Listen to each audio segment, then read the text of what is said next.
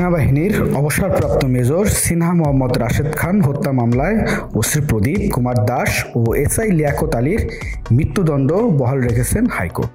একই সঙ্গে ৬ আসামির যাবজ্জীবন দণ্ড বহাল রেখেছেন আদালত।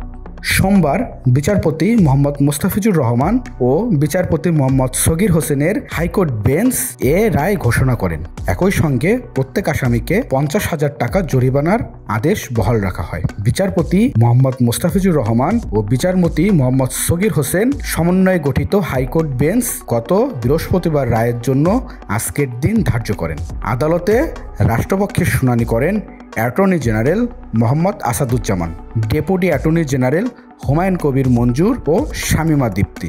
অন্যদিকে আসামি পক্ষের শুনানিতে ছিলেন জ্যেষ্ঠ আইনজীবী এস.এম. শাহজাহান। শুনানিতে অ্যাটর্নি জেনারেল মোহাম্মদ আসাদুজ্জামান বলেন, মেজর সিনহা হত্যা মামলাটি একটি আলোচিত মামলা। তিনি ওসি প্রদীপ ও লিয়াকতের ফাঁসিসহ বিচারিক আদালতের পুরো রায় বহালের আবেদন করেন। এর আগে ২১ এপ্রিল প্রধান বিচারপতি অগ্রাধিকার ভিত্তিতে মেজর সিনহা হত্যা মামলাটি দ্রুত নিষ্পত্তির জন্য হাইকোর্টের এই বেঞ্চ নির্ধারণ করে দেন। ফলে এবছরের ২৩ এপ্রিল ডেট রেফারেন্স ও আপিলের উপর হাইকোর্টে শুনানি শুরু হয়। ২৯ মে শুনানি শেষে আদালত রায়ের জন্য ২ জুন দিন ঠিক করে দেয়।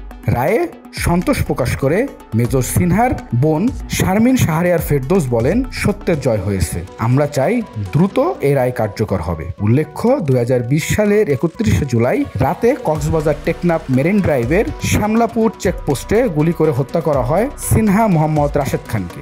আইনি বাহিনীর বৈধ অস্ত্রের অবৈধ ব্যবহার করে সিনহাকে হত্যার ঘটনা সমালোচনার ঝড় বয়ে দেয়। ওই ঘটনায় সিনহার বোন মামলা করার পর ১২ পুলিশ সহ ১৫ জনের বিরুদ্ধে অভিযোগপত্র জমা দেন জ্যেষ্ঠ সহকারী পুলিশ সুপার খায়রুল ইসলাম। একজন আইনের লোক হয়েও ওসি প্রদীপ কিভাবে মাদক বিরোধী অভিযানের নামে বন্দুকযুদ্ধ সাজিয়ে খুন করে যাচ্ছিলেন টাকার জন্য, তা উঠে আসে তার তদন্তে। Abu Naim Bihon, news desk, Koraish news.